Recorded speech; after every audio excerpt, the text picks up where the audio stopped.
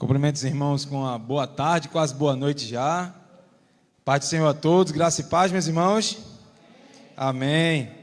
Bom, meus irmãos, depois de uma pregação do pastor Paulo e uma apresentação como o evangelista, nosso irmão aqui, Davi Vanderlei, fez, eu tenho uma missão meio que bem difícil, mas eu quero que ao longo desses minutos aqui que a gente vai conversar, ministrar o seu coração, e eu quero pedir de presente a sua atenção. Eu não tenho muito tempo, mas eu vou me esforçar bastante para me apresentar, dizer o que estou fazendo aqui hoje. Talvez para algumas pessoas o meu rosto é familiar, para outras não. Meu nome é William, eu faço parte da Primeira Igreja Batista em Jardim das Palmeiras. Atualmente trabalho com missões urbanas, trabalho com pessoas com vulnerabilidade social, com drogadição, com problemas de alcoolismo, problemas de homossexualidade. E nós temos um trabalho urbano, com missões urbanas, chamado Projeto Pilares. Temos alguns outros projetos aos quais nós apoiamos também na caminhada de evangelização. O irmão não lembra, mas nós já fizemos trabalho juntos lá no Flores da Favela. Então a gente já fez alguns trabalhos já com aquela gurizada. Então, eu louvo a Deus por sua vida, meu irmão. Não sei se todos perceberam. Cadê o irmão da... Tem a primeira foto aí? Conseguiu não? Tem bronca não. O irmão falou que tinha uma pessoa lá na frente que estava embriagado, que estava pedindo auxílio ali naquele momento. Aquela pessoa era eu. Eu não sei se as pessoas conseguiram identificar, mas nós fizemos um experimento aqui na igreja e eu estava lá na frente da igreja, fazendo a abordagem dos irmãos, fazendo essa simulação, e nós vamos refletir um pouco sobre o que nós vivemos ali, naqueles instantes aos quais nós estivemos ali. Foi fantástico toda a mensagem que nós ouvimos aqui, vidas sim, drogas não. E de fato, meus irmãos, as drogas, ela hoje está cada vez mais se tornando uma mazela muito destrutiva na nossa sociedade.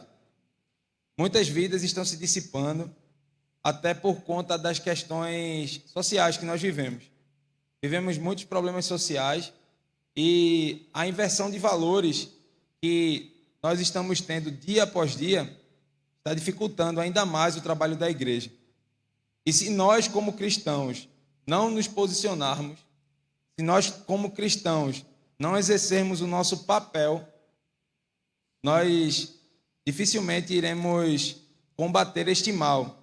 Iremos viver uma pseudo-realidade, ao qual que a gente quer que aquele mal seja destruído, mas nós não fazemos nada para que isso aconteça. E, diante disso, eu queria pedir aos irmãos que refletissem nessa pergunta que eu vou fazer a vocês aqui agora. O que vocês acham que Deus espera de vocês? Se você agora estivesse frente a frente com Deus, Deus dissesse assim: o que você acha que eu espero de você, William, Davi, Euze, Maria, João, Guilherme, Pedro? O que você acha que você iria responder naquele momento? O que você acha que Deus iria dizer para você o que Ele acha, o que Ele espera de você? Se nós observarmos o exemplo de João Batista, quando ele anunciava a vinda do Messias, ele pregava algo. E ele pregava algo acerca do arrependimento. E uma das suas principais linhas de pensamento era: arrependam-se. Arrependam-se porque o Messias está vindo, arrependam-se porque o Messias está chegando. E quando Jesus veio a esse mundo, não mudou o discurso. Jesus continuou ensinando o que precisávamos fazer e ele continuava dizendo: arrependam-se. Arrependam-se e convertam-se, para que sejam apagados os vossos pecados. E venham assim os tempos de descanso, de refrigério, porque só a presença do Senhor pode trazer isso para você. E quando a gente fala de problemas da sociedade, nós vemos que tem muitos problemas da sociedade hoje. E como eu falei, drogas é um mal eminente. Drogas é algo que nós sabemos que existe, mas como combater? E antes de nós nos aprofundarmos mais nessa temática e lermos o texto que nós vamos refletir, queria contar uma história para você. Imagine que agora, nesse exato momento, acaba de virar um ônibus aí fora. E nesse ônibus era um ônibus escolar. E 40 crianças estavam neles. Só que essas 40 crianças, infelizmente, não resistiram e faleceram. Talvez essa notícia para você tenha vindo de uma forma muito desconfortável. Mas se eu disser para você que dentre essas 40 pessoas, essas 40 crianças, existia uma criança ao qual ela era o seu vizinho, era filho do seu vizinho, e ele brincava com seu primo, ele brincava com seu filho, ele brincava com você, você às vezes dava um lanche para ele, passeavam juntos. Talvez agora essa notícia apertou um pouco o seu coração, não é mesmo? Mas se eu disser para você que uma dessas 40 crianças, uma delas era o seu filho, talvez o nó na garganta tenha apertado um pouquinho mais. Isso se chama proximidade. Quanto mais próximo eu estou do problema, quanto mais próximo eu estou daquela situação, mais eu irei sentir a dor do meu próximo. Nós temos algo chamado empatia, é me colocar no lugar do outro. Como eu vou falar para uma pessoa que a droga faz mal se eu nunca usei droga? Como eu vou falar que a homossexualidade pode destruir a vida dela e não é aquilo que Deus fez ela, não foi para isso que Deus a criou? Se eu nunca fui homossexual. Então é nesse momento que nós precisamos usar a sã doutrina, a palavra de Deus. Esse camarada que vocês viram aí, ele é justamente o que Satanás quer fazer com as nossas vidas. Nós temos uma identidade, e a nossa identidade se chama imagem e semelhança de Deus. Nós somos a imagem e semelhança de Deus, e Satanás ele quer a todo momento fazer com que você se distancie do que Deus preparou para você. E o que Deus preparou para você se chama promessa. Você tem promessas de Deus. E essas promessas de Deus se cumprirão na sua vida, quer você queira ou não. E você só sai desse mundo quando as promessas de Deus se cumprirem na sua vida. Esse exemplo que nós estamos trazendo aqui para vocês é um rapaz que se chama Wellington. O Wellington Oliveira hoje é uma das pessoas que já foram assistidas e continuam sendo assistidas pelo projeto. Nós tivemos o apoio da Cristolândia.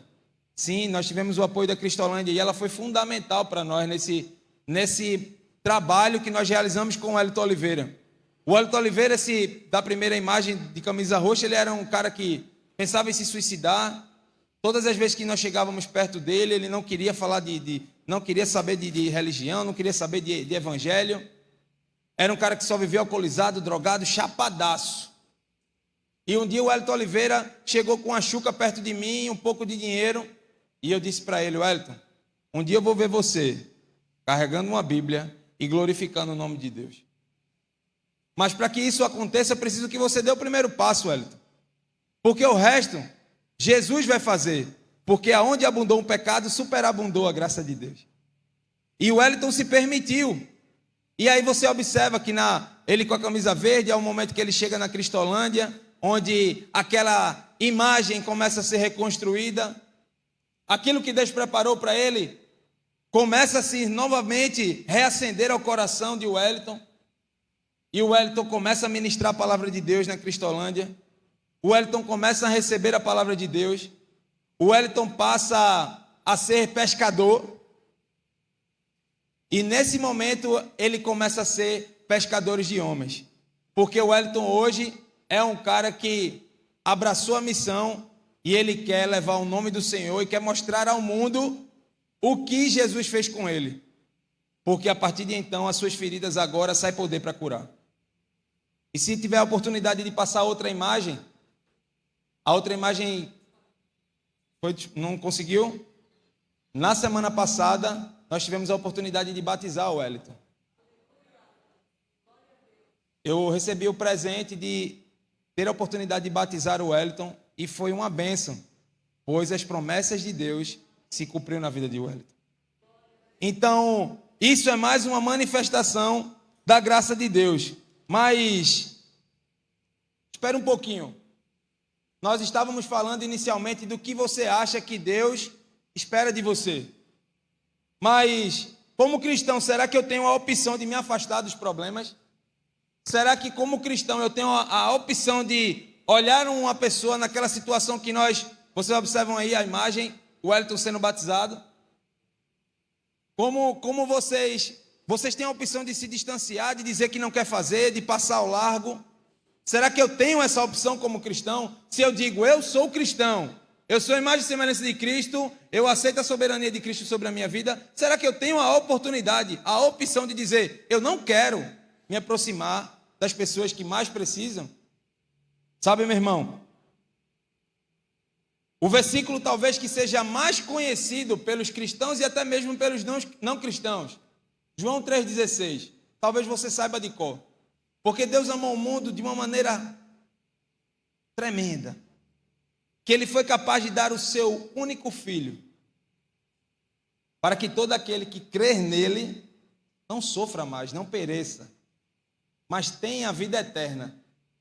E quando isso acontece, isso me leva a refletir um pouco. Será que se Jesus estava disposto a morrer por esse planeta cheio de dificuldade, será que eu tenho a oportunidade, meu irmão, de dizer assim, eu me isento da responsabilidade de ajudar as pessoas que mais precisam? Eu não me importo se Jesus quis vir como propiciação, como sacrifício da humanidade. Eu não me preocupo com isso. Eu vou simplesmente vir à igreja, vir no dia de domingo, vir num evento social, cantar, levantar minha mão e voltar para casa extremamente satisfeito. Será que isso é a minha vocação? Será que esse é o chamado de Deus para a minha vida? Será que isso Deus se agrada do meu coração? Então, meu irmão, na verdade, nós como cristãos, nós temos uma missão nesse mundo. Nós somos portadores do Evangelho. Nós somos aqueles que carregam as boas novas. E Evangelho nada mais é que isso. Na antiguidade, quando um exército ganhava, uma pessoa era enviada para o reino e dizia, ei, manda as boas novas. Diga a eles que nós vencemos e diga ao povo que se alegrem. Jesus Cristo veio a este mundo, morreu por mim e por você, e essa boa nova precisa ser dissipada para o mundo. Existem pessoas que já ouviram falar de Jesus, mas poucas pessoas sentiram, na verdade, o amor de Jesus. E os responsáveis por fazer com que Jesus seja sentido pelas pessoas, somos eu e você. E não importa quanto tempo de igreja você tem, não importa a sua experiência acadêmica, não importa as suas experiências sociais, não importa se você já usou ou não droga, não importa se você já foi ou não homossexual, não importa, porque Deus, Ele deu habilidades naturais para cada um de nós. Isso é fato. Talvez eu não consiga subir aqui na plataforma e fazer a performance a qual meu irmão Davi fez, pois isso é uma habilidade natural e ela é desenvolvida, mas Deus nos deu habilidades espirituais iguais. Então nós somos capazes, pois Deus disse que seremos revestidos de poder, e esse poder, todo joelho se dobrará ao nome de Jesus. Então, se a partir do momento que, e lá em Atos 8, Jesus vai dizer que vocês serão revestidos de poder, nós temos autoridade no Espírito de levar as boas novas de salvação para todas as pessoas. Então, quando nós temos essa identidade restaurada, quando nós entendemos o que Deus de fato quer para a nossa vida, nós entendemos o que realmente quer dizer quando nós lemos em 2 Coríntios 5,20, somos embaixadores por Cristo. O embaixador é aquele que representa o seu governo em outro país. Aquele embaixador, ele tem a oportunidade de representar o seu país em outra nação, ele tem poder de presidente. Imagina a responsabilidade que nós temos como embaixadores de Cristo. Nós temos a missão de estabelecer o reino de Deus aqui na terra. Nós temos a missão como embaixadores de não nos envergonharmos na caminhada. Nós, como embaixadores de Cristo, nós temos que ter ousadia em ministrar a palavra, e onde você estiver, aquele local deverá ser santo. Lá em Josué, quando Josué assumiu a tarefa que tinha acabado a missão de Moisés e Josué recebeu a missão, Josué ficou com medo, preocupado. Como é que ele ia fazer uma missão de um cara da magnitude de Moisés? Mas só que Deus disse: seja forte e corajoso. Seja forte e corajoso, porque eu vou estar com você nessa batalha. Você esqueceu quem foi que disse para você ir lá na batalha? Por acaso você esqueceu o que eu já fiz por você? Então seja forte e corajoso. Muitas vezes a gente vai dizer assim: ah, mas eu não sei fazer isso. Eu não tenho condição, eu não tenho vocação de chegar e ministrar a palavra de Deus para alguém. Sabe, meu irmão? Muitas vezes a gente acha que não tem a oportunidade de falar de Jesus para alguém. Em Santo Agostinho ele vai dizer o seguinte, que pregue o evangelho, mas se for necessário, use palavras. Você tem a oportunidade de testemunhar de Jesus Cristo. Você tem a oportunidade, jovem, de falar de Jesus através da sua vida. Aquela conversa que você tem de bastidor, aquela oportunidade que você tem de ministrar para alguém com a sua vida, não perca. Seja ousado. Sabe, meu irmão, eu falo para a minha juventude, nós tivemos a oportunidade de ter o nosso congresso na semana passada. E era o congresso Algo Novo. Nós estávamos ministrando sobre algo novo. E eu costumo dizer para a minha juventude que quando a gente bota o despertador, o exemplo do despertador, que a gente bota o despertador e o despertador toca e você aperta o botão da soneca, é porque você não tem um propósito estabelecido. Quando você tem um propósito estabelecido, quando você tem uma missão a cumprir, quando você está exatamente focado no que você tem que fazer, você não aperta o botão da soneca. Se for algo que você quer muito, você não vai apertar o botão da soneca. Então, todos os dias, Jesus levanta a mim e a você, para que tenhamos a oportunidade de glorificar o nome dele através das nossas vidas. Deus levanta a bola e quando chega a hora da gente cortar ou chutar, você aperta o botão da soneca. Não, Jesus, não vou falar de Jesus hoje não. Eu não vou testemunhar sobre o teu nome hoje não. Eu vou passar por ali e não vou parar 5 minutos e dizer: o que você está precisando? Posso falar de Jesus para você? Sabe, meu irmão, como falamos aqui, João Batista e Jesus Cristo pegavam exatamente o mesmo contexto: arrependimento. Só que não haverá salvação se não existe arrependimento. Mas não haverá arrependimento se não existir convicção de pecado. Mas não haverá convicção de pecado, jovem, se não for confrontado com a lei de Deus. Se você não confrontar a pessoa com a lei de Deus, talvez ela não entenda o sacrifício de Jesus por ela. Talvez dizer assim: ei, jovem, Jesus te ama. Não seja o bastante para você. Hebreus 9:27 vai dizer o seguinte, que a nossa vida, nós temos a oportunidade de viver uma única só vez. E depois da morte, seguirá o juízo. E haverá um único juiz. E esse juiz nos julgará conforme o seu padrão moral de conduta. E não o meu padrão moral de conduta. Então o que eu acho de você e o que você acha de mim, pouco importa para Deus. Então não importa se a pessoa está suja, não importa se aquela pessoa é um assassino, não importa se aquela pessoa é um adúltero, não importa se aquela pessoa é um drogado, se ela é um homossexual, porque onde abundou o pecado, superabundou a graça de Deus. Mas como ouvirão se não há quem pregue?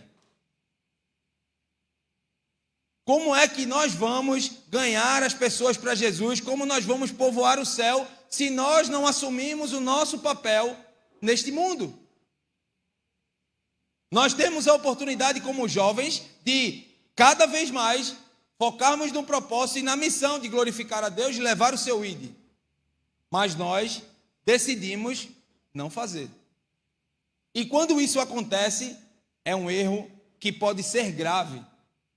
Grave e mortífero. E para que eu venha encerrar aqui, eu queria dizer só mais vou fazer uma parafrase, né? Vou dizer assim, eu vou fazer uma contextualização. Em Mateus 25, Jesus diz exatamente o que nós devemos fazer.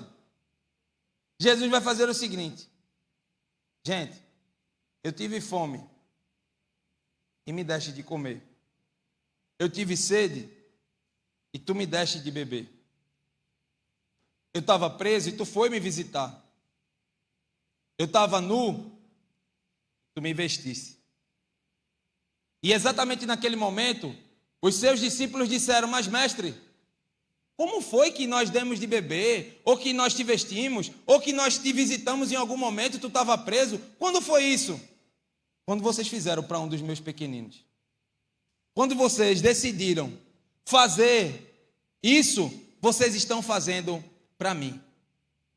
Madre Teresa de Calcutá, quando ela estava fazendo as suas missões, ela dizia que cada ferida, cada pessoa que ela cuidava, cada pessoa maltrapilho que estava, cada pessoa mal cheirosa, ela dizia que era Jesus Cristo no seu mais penoso disfarce. Olha que profundo. E como eu falei para vocês, agora para encerrar a minha fala, eu gostaria de fazer uma parafrase desse texto que nós acabamos de citar, de Mateus 25, se você me permite. Eu vou ler para você aqui. E eu acredito que, na maioria das vezes, esse contexto aqui se aplica melhor para nossas vidas. E eu quero que, em nome de Jesus, depois deste culto, depois desse momento de adoração, nós nos alegremos, nós adoremos ao Senhor, levantemos as nossas mãos, exultemos o seu nome, mas possamos estabelecer o nosso papel aqui, de pessoas que vão saquear o inferno, que vão combater o bom combate, que vão um dia acabar a carreira e vão guardar a fé e vão dizer assim: esse era um homem de Deus, essa é uma mulher de Deus, que viveu a sua vida para guerrear, para saquear e usar os seus dons e talentos para a obra. Eu vou ler o texto aqui para vocês. Pois tive fome, enquanto você tinha tudo o que precisava. Senti sede, mas você bebia água mineral. Eu era um morador de rua, que veio visitar a igreja, e você preferiu sentar em outro banco, ou até mesmo que eu fosse embora se tratar em outro lugar. Eu precisei de roupas, mas você precisava de mais roupas. Eu estive doente, e você se concentrou no comportamento que me fez adoecer. Eu estive na prisão, e você disse que eu estava recebendo o que eu merecia. Afinal de contas, bandido bom é bandido morto, não é mesmo? E se formos sinceros, meu irmão, esse irreverente texto aqui que eu passo para vocês, infelizmente, na maioria das vezes, se aplica às nossas vidas como cristãos. E que possamos, em nome de Jesus, parar um momento e entender realmente o que Deus espera de nós, que é viver uma vida com propósito. Afinal de contas, o ministério começou com 12 e o evangelho chegou até nós. Hoje nós somos 2 bilhões de cristãos no mundo. Somos aproximadamente um cristão para cada 3 pessoas. Imagine o exército de amor, o exército de salvação, o exército de compaixão em cada esquina que seria levantado se cada cristão exercesse o seu papel e fizesse o seu id, e fizesse o seu chamado, e glorificasse a Deus com a sua vida. Eu louvo a Deus pela vida de vocês, jovens. Eu louvo a Deus pela vida de cada um de vocês. E se você ainda não fez a sua confissão de fé, se você ainda não declarou que você quer que a soberania de Deus sempre esteja na sua vida, porque você não vai aceitar a Jesus, você não vai dizer: Senhor, eu quero que você seja o Senhor da minha vida, porque mesmo sem você querer, Deus é o Senhor da sua vida. Independente se você quer ou não, você não tem essa escolha. Deus é o Senhor da sua vida. Agora, a decisão de entender a soberania dele sobre a sua vida, entender o que Deus quer para a sua vida, isso é individual e pode mudar a história de toda uma eternidade. Então, jovem, lembra do teu Criador no dia da tua mocidade. Que em nome de Jesus essa juventude se levante e seja relevante neste tempo. E que essa comunidade saibam que essa igreja, um dia essas paredes podem sair. E se essa igreja sair daqui, quem vai sentir falta são os membros ou a comunidade local. Que em nome de Jesus a comunidade sinta falta dos homens e mulheres que não têm do que se vergonhar e que manejam bem a palavra de Deus. Deus abençoe vocês em nome de Jesus.